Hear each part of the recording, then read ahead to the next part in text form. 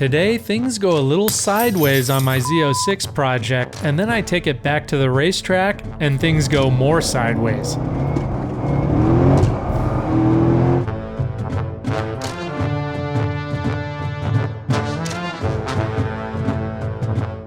This is Goldie, my 2007 Corvette Z06, and one day she is going to be a Porsche GT3 killer.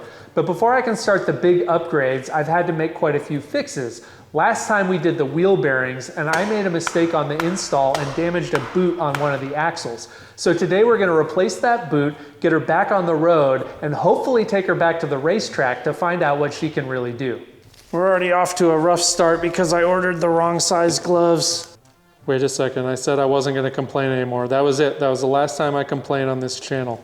Here is our damaged boot.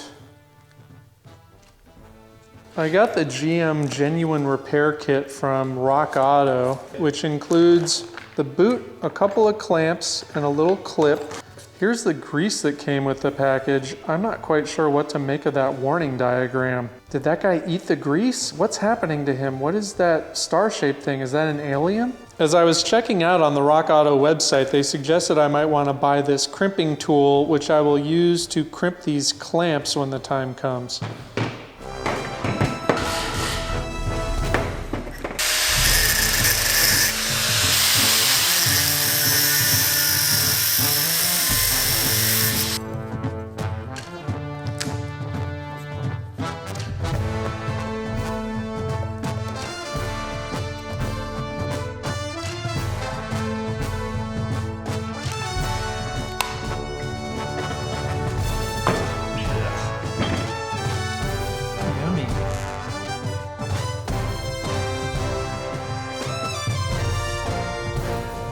All right, I think we've reached the point where I need to hit this thing with a hammer to get it apart. I'm not 100% certain about that, but it's worth a shot. Hey! You can see there's a kind of retaining ring here, and that just sort of springs out of the way. The kit came with a new one.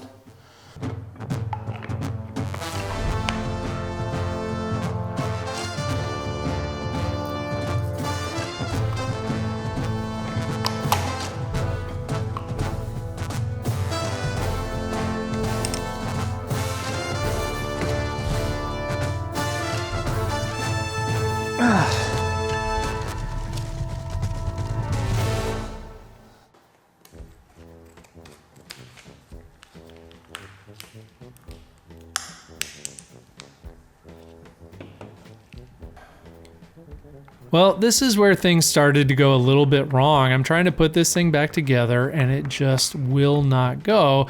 And so I decided, hey, why not hit it with a hammer? It's been working so far. Well, this time hitting it with the hammer made it worse. I'll spare you all the details, but when I finally got this thing put back together, it was a huge, huge relief.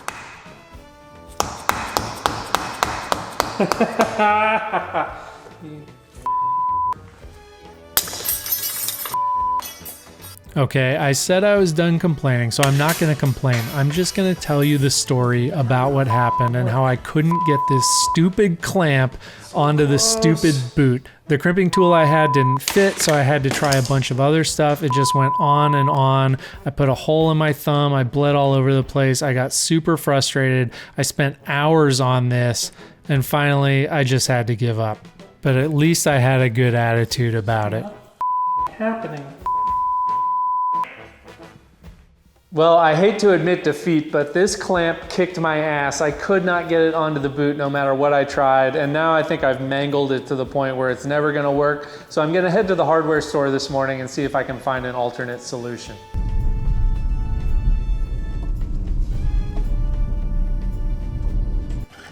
And what do you know, AutoZone did have a solution. It's a universal kit for these CV joint clamps. It went on easily. I'm not sure how great the quality is, but it was pretty easy to install.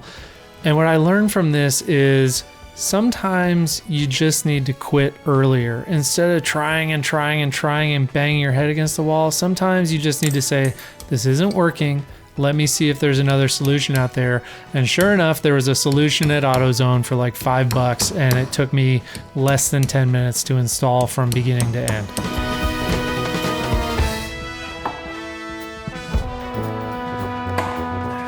Nice.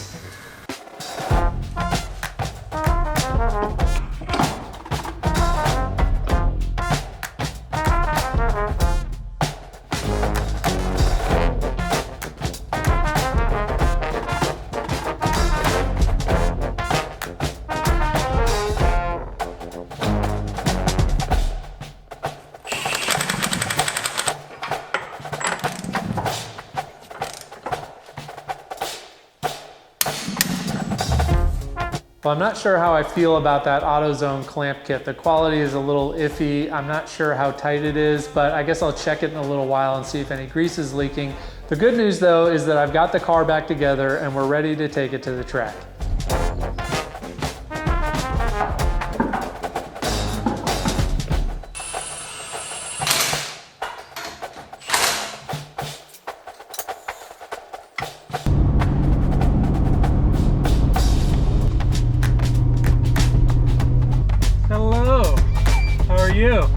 So I'm out here at Atlanta Motorsports Park. It is gray and drizzly. The track surface is wet, but that's not going to stop me from having a good time. We'll get out there and see what kind of wet lap we can do. What's up, Jason? What up? How are you, dude? Good. Driving fast in the rain is a tough skill to master, and I'm definitely not there yet. I was in an endurance race at Daytona last year, and my teammates Jake and Hunter put on a master class in driving in the rain. Jake managed to pass the entire field with our Miata in a couple of laps during a heavy downpour.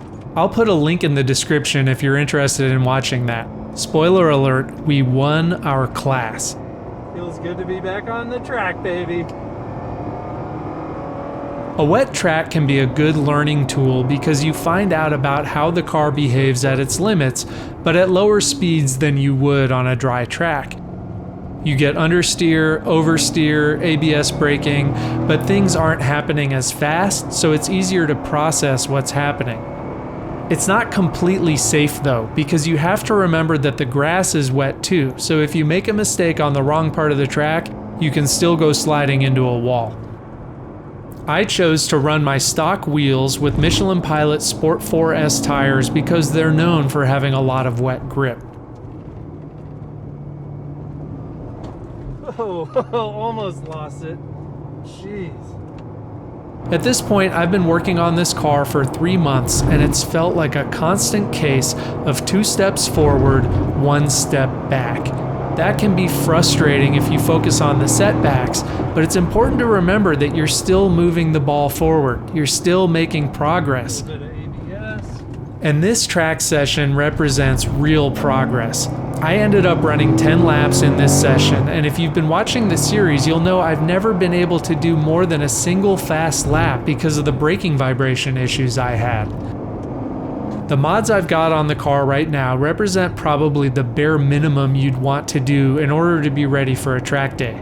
Racing brake fluid, racing pads, stainless brake lines, good quality performance tires. I've also upgraded to Bilstein B8 shocks since one of my shocks was blown when I bought the car, and I recently installed a set of SKF racing wheel bearings, which are a good idea if you're planning to track the car extensively. I did notice during street driving that the sound I was previously hearing on high-speed sweeping corners seems to be gone, so I think it was a smart idea to replace those original bearings. As I was driving, I noticed a handful of things that I would probably like to change about the car. The front end feel isn't great. I'm hoping that through more suspension upgrades and an alignment, I can get the steering to be more communicative. Also related to feel, the seats don't hold you in place very well, so you have to brace your knees to keep from sliding around. This gets in the way of feeling the details of what the car is doing. It's kind of like interference that makes it hard to read your butt dyno. When you lose rear traction, the slide feels a little snappy to me, not smooth and progressive like it is in the older BMWs I've driven on track recently.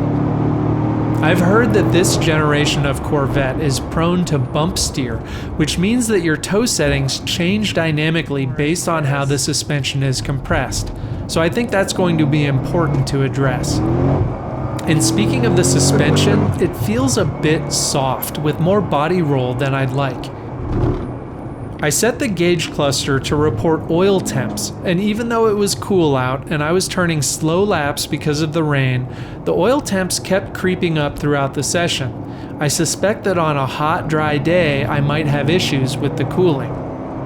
So we're finally at a good point with this project where I can do what I originally planned. Take it out on track, evaluate what its weaknesses are, and plan my next upgrades based on that. And most importantly, I finally got to take the car on track and just have fun turning laps.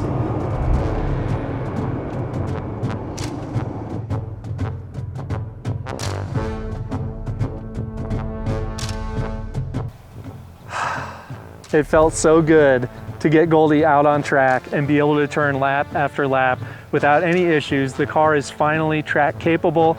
That means it's time for upgrades. I'm so excited. Thank you guys for coming along for the ride. If you want to see another video about Goldie, there's a link right here. We'll see you next time.